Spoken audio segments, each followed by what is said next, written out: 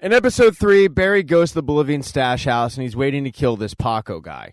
He's camped out, he's got his rifle, but before he can even do it, he gets a call from NoHo Hank telling him to hold off because the Chechens have sent the Bolivians a bullet. Hank is literally waiting for the DHL package to go through. He wants to send a message to the Bolivians, and as soon as they get that message, then Barry has the okay to kill Paco. Barry starts cursing Hank out because he's got a clear shot of Paco, but he can't take it. He thinks the idea of mailing a bullet to send a message is the stupidest thing he's ever heard. He just wants to get this job done with so he can get Fuchs back. When he gets off the phone with Barry, Fuchs asks Hank, this Bolivian informant seems like a pretty good guy. I mean, why are you sending a bullet? Honestly, why kill him at all? And Hank lets him know that Goran's been workshopping this, quote, message for a while. They feel like Paco is the perfect person to receive it. And speaking of receiving, Goran receives great news. The Chechens are sending their hitman replacement. It's a legendary killer named Stovka. Right away, both Goran and Hank start freaking out with excitement. The way they talk this guy up, he's like John Wick times 10. Now they just have to wait for Stovka to show up. And Barry is waiting for something to show up. He's waiting for the bullet, which frustrates him even more because he really does have Paco just standing outside asking to be killed. He has to run, though. He's got his acting class to get to. They're going through an exercise where they're supposed to make you feel like you're in a place. Sally performs a scene where she's with her child at an ape pit. When Barry gets up there, though, he tanks. He can't think of anything. Gene basically has to hold his hand through the entire exercise. The good thing for Barry is his embarrassment doesn't last too long because Detective Moss show up, interrupting the entire class because they've kind of been able to discern that Ryan was killed by the Chechens and the Chechens were killed by some mystery person. So they figure that that mystery person either knows Ryan from the gym or the acting class. They're hitting up the acting class first. Gene isn't too thrilled when they interrupt his class, but when they flash a badge, he shuts up pretty quickly. They interview all of the students about how they knew Ryan, if anybody was out to hurt him, and there's the normal reaction of nervousness, but also confusement. At the end of the day, Loesch and Moss don't really get any information. And that includes from Barry, because Barry barely knew him. When Barry walks out of his interview with Loesch and Moss, he goes up to Gene and apologizes for his performance in class. He explains that he really couldn't see anything. Gene tells him, if you want to be an actor, get out of your own way. He thinks that Barry is in his shell and he has to break out. So the way he's going to help him do that is having him do a scene from Glengarry Glen Ross. When he's done talking to Gene, Sally tells him that she booked an audition. She's really excited because her quasi-agent said that they asked for her by name. The issue is she needs a ride. At first, Barry doesn't really want to take her, but reluctantly agrees. Everyone from the class starts leaving as well, and that includes Gene. But before he leaves, he stops by the office that Detective Moss was doing the interviews, and he hits on her aggressively because shooters shoot. Barry and Sally head over to the place that they're holding her audition. They start practicing some lines, and then she gets called in. But when she enters the room, she sees a familiar face. It's a girl named Liv that Sally actually did a TV show with. You would think this would be a good thing, but Sally's so thrown off, especially when she finds out that Liv is playing the lead on this show. And what hurts Sally the most is the fact that on the original TV show where these two met, Sally was the lead. This girl was 6th. Unfortunately, the show never aired because of bad timing. It was about a roller derby team, and it was called Bonnie and the Boston Bombers. So, you can't change that kind of name. You just scrap the show. But this moment is having a negative effect on Sally. She's realizing just how little progress she's made in her career. In fact, it's making her feel like she's going backwards.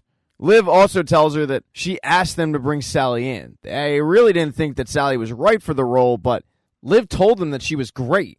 Sally does put in an emotional performance, but it has nothing to do with the words on the page. It has to do more with where her career's at.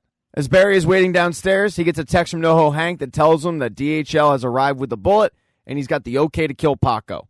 As soon as Barry closes his phone, Sally walks down the steps. He can tell that Sally's been crying, and he asks if she's okay, and she says, "My son fell in an ape pit, Barry." And then she just cries right into his arms.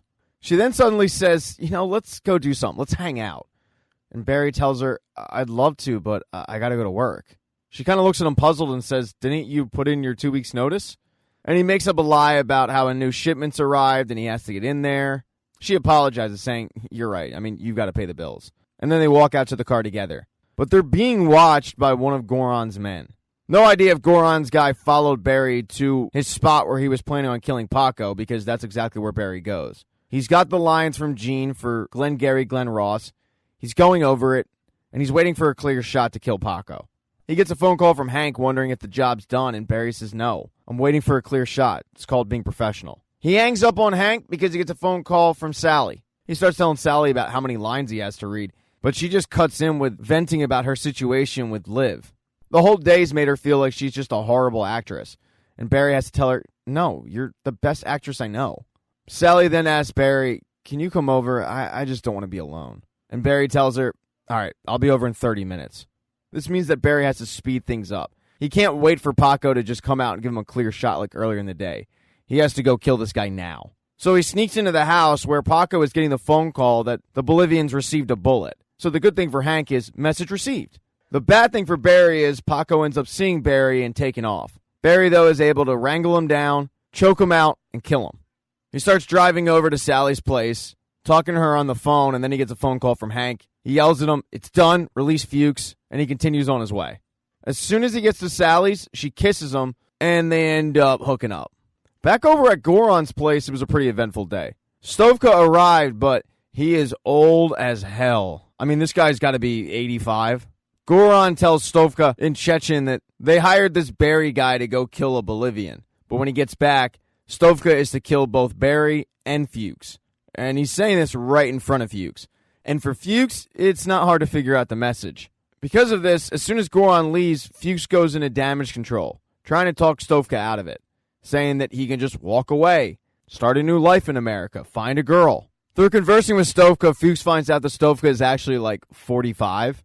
But Stovka has done a lot of soul-searching recently. Because he was forced to come to America, he lost his family, and he can't take it anymore. Or maybe he just can't take Fuchs not shutting up. Either way, instead of killing Fuchs, Stovka ends up killing himself. It leaves Goron in another tight bind, because this is the second hitman he's lost in about a week. On top of it, Goron realizes he can't tell his family about this. They're going to be livid. Fuchs sees this as an opportunity. He starts selling Goron on Barry being the Chechen hitman. Goron brings Fuchs into the dining room and gives him a meal, although he's still chained up. And Fuchs gives Goron his professional opinion. He asks Goron, what exactly do you want? Goron tells him that he wants what the Bolivians have, which is a stash house that makes a ton of money. Fuchs tells him, then go get it. You're trying to create this mood with a bullet. I mean, this isn't theater, it's business. If you want to get a man's attention, take something away from him. Goron's a little hesitant because the Bolivian that runs the stash house is a guy named Cristobal Fuentes, and he's a little crazy. Fuchs tells Goron, here's what you do. You take his stash house, and when he comes up to L.A. to deal with it, you kill him too. Of course, Goron wouldn't kill him. Barry would. Thank you so much for checking out this recap. Please consider subscribing to the channel. Hit thumbs up if you liked it. Smash that thumbs down button if you thought this sucked. Make sure to be nice in the comment section. If you don't see the next video up in the end screen there, I'll get it up in a few days, not to worry. And I have merchandise, so go buy a mug or something. It's never too early to think about Christmas gifts, folks. Once again, thank you for checking out this recap.